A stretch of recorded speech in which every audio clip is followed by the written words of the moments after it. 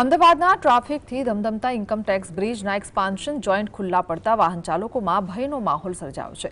જોઇન્ટના કેટલાક ભાગના બોલ્ટ નીકળી ગયા હતા, જેના કારણે ખુલ્લા થયેલા ભાગમાં તાત્કાલિક બેરિકેડિંગ કરવામાં આવ્યું। રણજીત બિલ્ડકોન દ્વારા નિર્મિત આ બ્રિજ હજુ ડીએલપી પીરિયડમાં હોવાથી મહાનગરપાલિકા દ્વારા કોન્ટ્રાક્ટરના ખર્ચે સમારકામની કામગીરી હાથ ધરાશે। જોઇન્ટ રિપેર કરવાની કામગીરી શરૂ કરવામાં આવી છે।